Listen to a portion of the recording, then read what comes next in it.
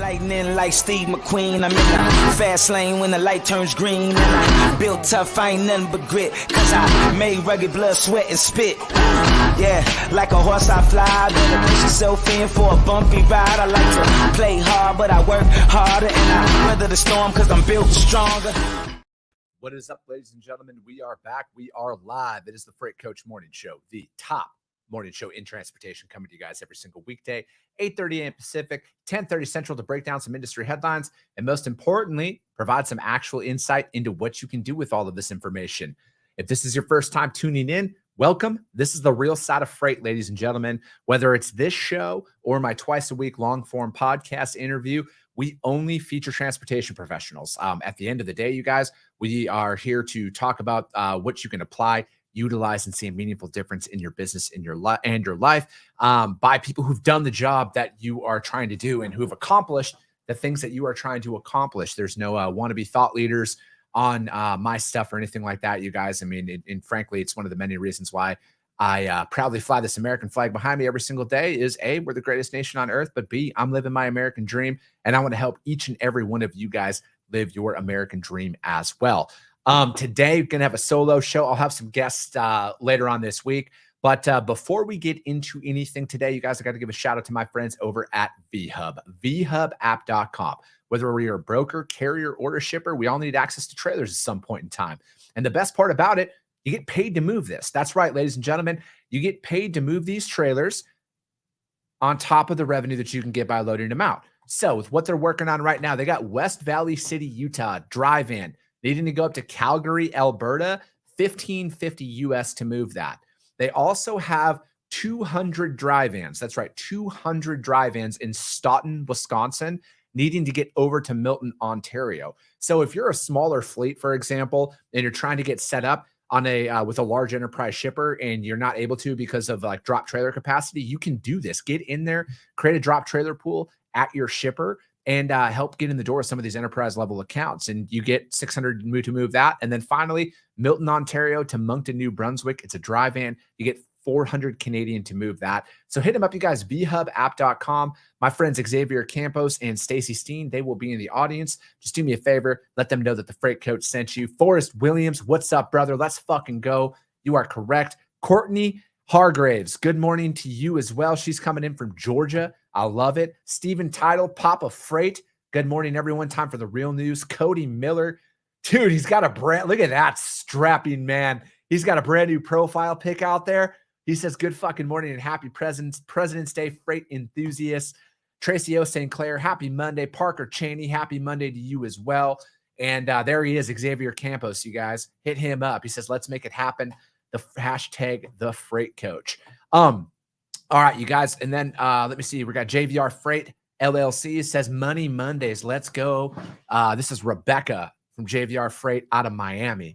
All right, you guys. Well, we're at day 226 of the Freight Coach morning show. And what that means is it's also the 226th reminder that there is a truck parking issue as well as a facilities issue in this industry. And these are things that we are not going to stop talking about until there's actual meaningful change out there. And then also a subtle reminder, diesel is still at $4.44 a gallon nationwide right now. We are up 42 cents a gallon year over year. That information's updated this afternoon, so I'll have a revised national average for you guys tomorrow. It's EIA.gov is where I get all that information from. So objections, we get them all the time, right? In sales. And how do you prepare for them, though? Because I personally, I view the objection as an opportunity. I feel like you've said enough to where they want to respond to you. And I know that some people are just going to say, nope, hang up the phone, however that looks. But we need to be in a position to, how are you going to navigate through those objections? And, you know, for the most part, they're seemingly the same objections time and time again, right? Like they're not busy right now, or they're asset only, or they're good with their current network, and or they're customer routed and vendor routed. And all of them are an opportunity to work through, because frankly, it's a massive red flag if you cold call somebody and they give you access to bid their freight off of the first 30 seconds. I like to think I have a phenomenal pitch and a phenomenal sales voice at the end of the day, but I know that through experience, it's not exactly the greatest opportunity for you to be put out there. But for me personally, anytime you're hit with an objection, again, you can work through that. Like if they're asset only, I get it. I get why they're asset only. And we need to be out there focusing on how do we get through that though, because not everybody's asset only. All right. No matter what. It's a good, because really a lot of people turn off at that exact moment when they're hit with an objection. A lot of people, all right, have a great day. Have a conversation with them about why. Why are they asset only? Trucks are finite, right? Trucking companies are finite. Not knocking any of my asset friends out there or anything like that, but as a broker, 100 truck operation can only do 100 loads, or excuse me, an asset company.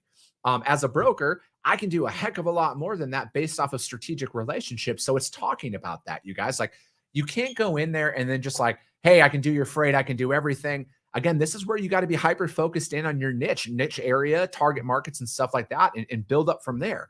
Or if they're good right now, for example, that's another one is, hey, we're not busy right now. Okay, perfect. What value can you deliver to them between now and when they do pick up?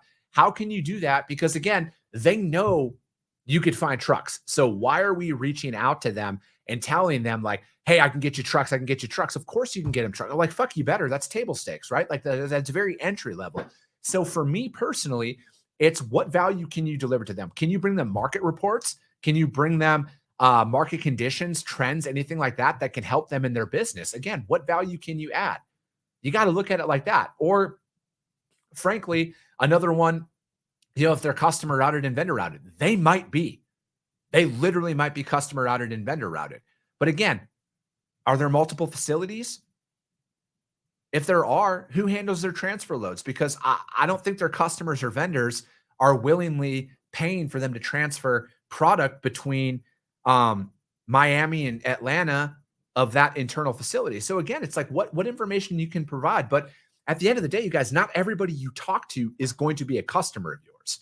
Okay. So it's like, for me, the biggest piece of advice I can give, like legitimately to mentally prepare yourself for this, is we can't put anybody on this pedestal, because as JVR Freight Services, Freight LLC says, service before the sale, we got to go in there with an open mind. Okay. Because I think that when I've put the money before the value, that's when I've worked my way out of deals. That's how I've talked myself out of things, because I focused on, oh, these guys are going to be huge. They're going to be a tier 1 account. I'm going to make so much money off of these guys. It's not about that. What value can you deliver to them? Because at the end of the day, service is everything. Service is the only thing that we really have as a broker. We don't own any of this shit, right? We don't own the trucks. We don't own any of that. We can deliver service and communication. But yeah, that's kind of my thing this morning on how we handle objections in the sales process. Just because it's a no today doesn't mean it's always going to be a no. And we need to be very much aligned with that, especially during right now, because it is going to be very competitive, you guys. It's going to be very challenging out there when you're trying to build up your book of business. But that means that there's also a greater opportunity, in my opinion.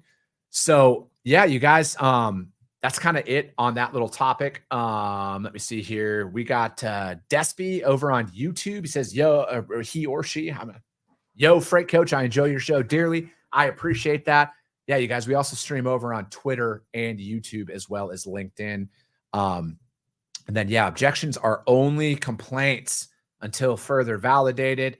Han, what's going on, brother? How are you? Frequency before greatness, he says. And then Louis Montana, what's up, brother? Good morning, ladies and gentlemen. He says, all right, you guys, let's get into some articles here. I'm kind of switching it up. Like, I know I normally do some lane analyses when it's just a solo show, but I'm going to start answering some of those topics that I used to do daily videos on. And as always, you guys, if you guys have any sales or operations related questions for the transportation industry, drop them in the chat, whether you're over on YouTube, LinkedIn, or DM them over to me, and I will get to them. And I will answer them live on the show, or drop them in the chat right now, and I will literally answer them live on the show. This is what this is designed to do, you guys, is to put the right information out there from the people who are actually doing the work, and not labeled subject matter experts when they've never brokered a fucking load in their life. Anyways, First article we are going to break down, ttnews.com. Long-term strategies key, says recruiting experts. And as always, you guys have put the links to all these articles up over on the YouTube Freight Coach or the Freight Coach YouTube channel, as well as the Coffee with the Freight Coach audio only replay of this, which is available on iTunes and Spotify almost immediately after the show. And if you guys do jump over to those other platforms and check out the show, do your boy a solid. Subscribe, share the show, rank the show out there. If you think I got 5-star effort or information out there, hit 5-star out there, you guys, because that's how we are the top podcast in the industry, is because of each and every one of you. Because if you guys see value, your network's going to see value in it as well. All right. This article says more than 600 trucking industry recruiting professionals at the Recruitment and Retention Conference were urged to keep up their recruiting efforts, even as ATA chief economist Bob Costello told them a mild recession remains likely. Conversion Interactive Agency hosted the conference. At the panel discussions, Rail Transportation VP of Driver Employment Tim Norland told attendees his Cumberland, Pennsylvania-based carrier considered cutting its recruiting budget early into the pandemic. Leadership, though, vowed to stay course. It says, I was the first to speak up and say, we have the recruiting machine running. We are having tremendous amount of success through the end of 2019 and into early 2020. If we stop this, it'll be 18 to 24 months before we get it back. My boss listened and said, no, we're going to do that. We're going to keep it going. Norland said that the carrier made adjustments in its marketing and training program tactics that proved successful.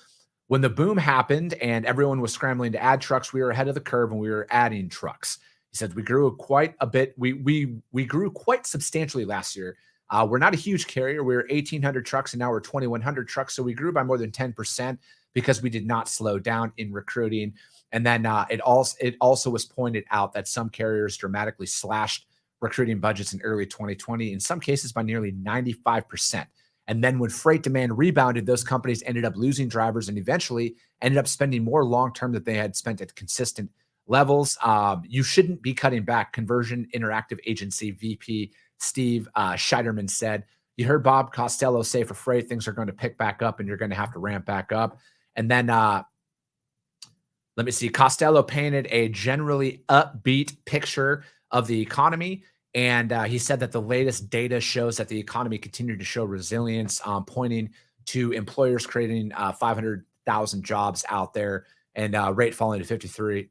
Everyone has been expecting a recession probably already, but I still think that their more likely path for our economy is a likely recession, but we keep kicking the can down the road. I do think it's a second half event, but any recession will be short and not too deep. I think that this is, in this article in particular, I personally think of it like this. Again, like we need to operate the same no matter what. I know you need to be very strategic in a market like this, because it's not, when we're coming off the market that we were, where it was kind of like the, name your price, you can kind of get paid whatever on some stuff. And I know I'm not saying that in a literal sense, but this is so cyclical, but just because the market changes doesn't mean we change. I think like if you're going in there and you're thinking that markets are going to last forever in good or bad, that's where the mistakes are made. And, I'm not saying that budgets aren't, that you don't adjust budgets, due to the current market conditions and everything else. But like, I think you never stop recruiting. Right? Because any real organization out there, especially a trucking company, they're always looking for quality drivers, right? And people are always looking for quality employees.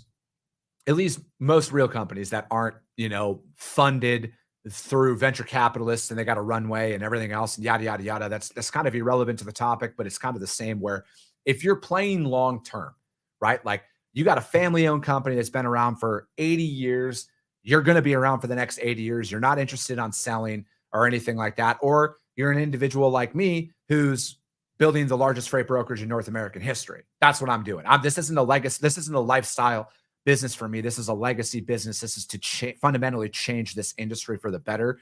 And I'm going to operate in this capacity every single year in and year out. I am going to operate in the exact same thing. I'm always going to be adding quality people. I'm always going to be looking to grow. I'm always going to be looking to scale because I know not everybody thinks this way. A lot of people retreat, right? We're creatures of comfort. It's natural to want to do that. But I think that generally speaking, I don't know everything. I'm never going to try and say that I do. But if everyone's running in one direction, I believe in running in the fucking polar opposite direction because the majority of people are wrong. All right. And some people might hear what I say and say, you're wrong. Well, cool. You do you, I'm going to do me. And, but I have found that if people are like, oh, cut this, lay people off, do this and do that, that's when you really need to fucking hunker down. You might just need to relook at your strategy on how you're going about things because freight doesn't always move at a 25, 30% delivery, you know? And or 25 to 30% margins and stuff like that. That's not the reality of it. But I think that, you know, for me personally, I think that if you're going to change your strategy due to the market fluctuating, like grossly slashed, like they said, 95% of the recruiting budget got slashed in the last downturn, that's a fucking problem. I think that is where you should never stop looking for quality people. Because again, like they had said, and that stat is key. They spent more money trying to rebuild after cutting than they would have if they would have remained consistent throughout that. So I think that there's a lot of stuff to look into as we continue to like go down this year. You know, again, there's a lot of situations where, you know, again, you just because they're a large logo doesn't mean that they're managed properly. It doesn't mean that their cash flow is running properly and everything else. There's a lot of things that kind of come along with like the social media world. And, you know, it's really easy to portray a certain image, but that's not the reality of it. And I think that at the end of the day, you have to hold true to yourself and your ideals as you're building. Again, I'm just laying out there what I'm personally doing in my companies. And I'll bet myself against fucking anybody 100 days out of 100, 100 years out of 100. I'll do it, you know, and this is just what I'm doing. Again, I think that personally, you just got to dig in your heels and you just got to get creative at times, you know, and if you're going to make it in business long-term, like this isn't a fucking throw up a picture of you in front of a Lamborghini on social media and try and do some flex bullshit, you know, like I'm a couple years in right now, I'm bootstrapping everything. You know, like for the most part, everything I make, I reinvest back into my companies. And the reality is I really haven't made much money over these last 3 years because I'm reinvesting in everything. My company holds zero debt. And that's how I'm going to continue to grow. I want to pay cash for everything. That's going to be my strategy for the most part. Now, I'm not going to say for everything, but for the most part, it's going to be self-funded. And I'm going to pay cash for everything. And I'm going to continue to do me. Day in and day out. Slow and steady wins the race. All right. Slow and steady wins the race. I think that these last couple of years have shown when the pandemic hit and a bunch of people laid off a bunch of motherfuckers, then they all rush hired and to meet up with the demand. And now they're all laying off a bunch of motherfuckers all over again. So I think it's a way to look at it is learn from a lot of these companies though, you guys, because success does leave clues and so does failure. Failure leaves clues as well on what not to do. So, you know, again, I don't know the answers to everything. I just know that you should never, ever stop, like, especially cutting up to 95%. I bet you if you talk to them all now, they won't be making that same mistake again. It's a good article, though. ttnews.com, long-term strategies, key recruiting experts say. And again, the market's going to fluctuate, you guys. We got to be in and out. And we got to be remaining consistent. Consistency is key in all this stuff. Let's see. Nerf, what's up, brother? And dude, congrats on all that weight loss, man. I saw your post earlier. I didn't have a chance to comment on it, but congrats on all that. And he says, if I have one more late delivery, I'm like, Nerf. Dude, you crack me up. That is funny. Mike McBride said the growth in the economy is mostly getting back to pre-pandemic levels. The free money is gone, so you need to grow aggressively but safely. It's a great way of looking at it, man. And then Nerf also says, I run in the opposite direction. I'm a rogue bull in the pasture with smaller nuts, though, less hair. Dude, you're funny. Forrest Williams says, expand when they contract. Rule number 1 of growth.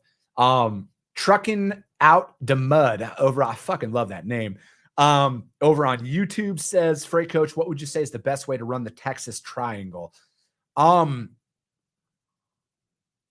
Where are you based out of in this situation? Because I personally, I would just own your backyard from this perspective.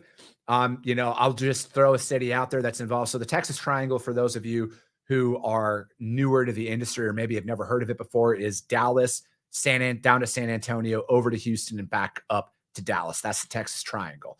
So I personally think that it might be good to look at it from this perspective, depending on, like, if I was based out of San Antonio, I would maybe want to start my week off, run up to Dallas, back down to San Antonio, then over to Houston, and then back over to San Antonio. So you're out of Houston. Then maybe I would say, from a mileage perspective, knock out your longer one first. So I believe it's getting up to Dallas would be a longer transit, and go up there, come back down, reload out of Houston, go over to San Antonio, and then kind of run it like that. But I would plan it out to where you start your Monday in Houston and end your Friday in Houston as well. But dude, I bet you there's a ton of freight that's running between Houston and San Antonio alone. And I bet you if you looked at it from a cost perspective, I think that if you're going to run the Texas Triangle, I would choose having your primary lane be either Houston to Dallas or Houston over to San Antonio as your primary, and then have a filler lane going up into the other city portion of that. I hope that helps answer your question, man. That's the way I would look at it. But I just, based off freight volumes alone, I think that you could run Houston to Dallas and back, or Houston to San Antonio and back specifically, and not really have to worry about much. I bet you I would bet that there's enough freight out there where you can just run that back and forth. But there's also a ton of freight that moves Houston to San Antonio, up to Dallas, back down to Houston as well. So I hope that answered it. I know that's kind of all over the place, but I would recommend choosing a primary lane out of Houston, whether it be up to Dallas or over to San Antonio. Let me see. Louis says Houston's the place to start. You did so much business in Houston. All right, you guys. Next article is from the JOC. My friends over at the JOC, my man Eric Johnson wrote this. He's been on the show a couple of times, and it is about logistics automation will work with humans, not replace them, says experts. I don't consider myself an expert, but I wholeheartedly agree with Eric, just based off of the headline alone. Automation is slowly transforming the logistics industry, not in an ominous job-killing sense, but in the already widespread adoption of RPA, robotic process automation, for repetitive tasks and data entry, according to a variety of technology experts that spoke with the Journal of Commerce. Mark Heald, he's the CEO of automated freight insurance provider Fishtail, said the attention paid to automated machines that can perform physical freight movement tasks normally handled by humans might be obscuring a more important evolution that has been underway in the background for years. With every generation of technology, from spreadsheets, ERPs, to RPAs, it has been coming. ERPs are enterprise resource planning systems. Excuse me. It becomes more and more pronounced that there are some things that computers are really good at and some things that humans are really good at. It's pretty clear that people won't be replaced for quite some time, but we are starting to see some pretty subtle ways that businesses are transforming to take advantage of these new tools, doing more with less, doing completely new things, and shaving off cost.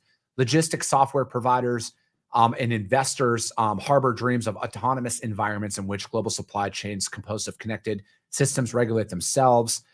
But between now and that future state, RPA is already taking root in areas that are hiding in plain sight, said Liz Ward, who is the head of partnerships at ZBox, a CMA-CGM-backed technology incubator. And then let me see here. Automation is thriving in areas where there are fewer variables, constraints, nodes, modes, and people involved. All the reasons why things like freight brokers and macro demand planning platforms are kind of automation pipe dreams. Too much stuff can go wrong, making the back-end engineer's worst nightmare. In that sense, said automation in the near term will be much more of a matter of human and machine than human versus machine. And then years ago, it would have been unthinkable to have technology that tells you how you should be buying and selling freight based off of market conditions and what your company specializes in. But now it's pretty much the state of the art. It would have been unthinkable to not have teams of people manually keying in that information. Again, I'm actually releasing it. It's funny that this article popped up when it did, because I'm actually releasing a podcast about this tomorrow morning over on the Coffee with the Freight Coach. Because like as a freight broker, as a business owner, I look at it like this: 95% of my day as a broker should be automated. At the end of the day, 95% of it should be automated, because I should be focusing on those menial tasks, like accepting loads, building loads in the system, POD retrieval, stuff like that. All of that should be automated. But what should never be automated is when a carrier calls in, my driver partner calls in, or I call out for an update. That should never be an automated message, in my opinion. Sales as well should never be automated. It should be coming from a person. A customer wants to talk to a person in a lot of those situations. So that's why I feel like the overwhelming majority of my day should be automated and could be automated. But that's why, as a business owner, I will never sign off on a full automation stack. Now, some might look at that and, question it. Congratulations. It's my money. It's my P&L. It's what I'm choosing to do in my business.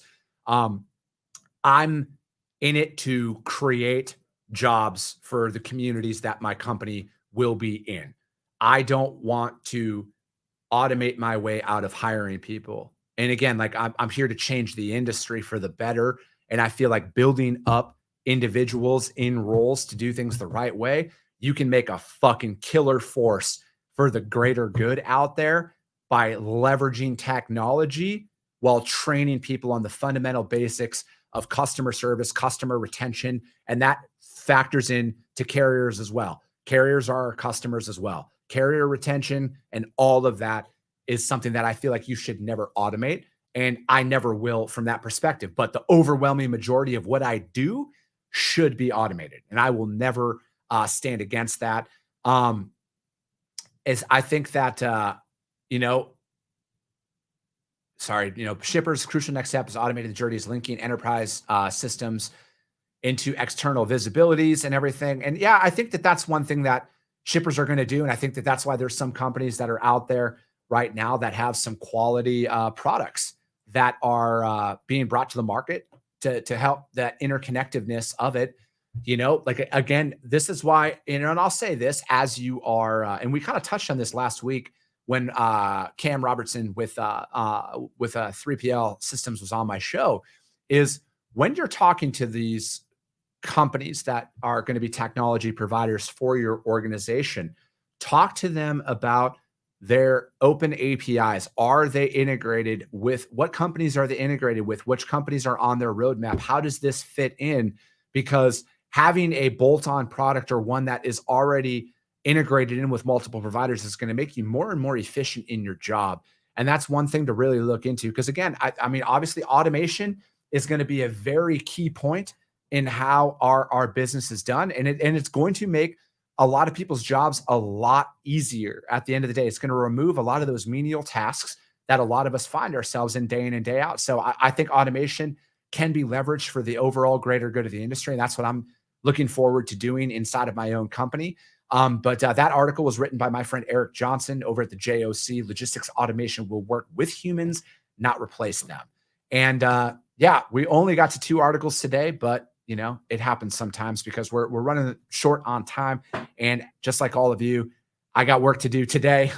On top of this, I wish I could just sit here and talk shit into the mic all day long, but I can't. I got bills to pay too, just like all of you guys. But that's it for today. And as always, you guys, if you guys saw value in what you heard here today, share the show. That's all I can ask. Subscribe, share it, rank it, do what you guys do. And I'll keep coming back every single day to continue to bring value and topics of conversation for us all to better us in our individual roles and companies out there. So that's it for today. I appreciate you guys. I love you guys. And we'll be talking to you soon.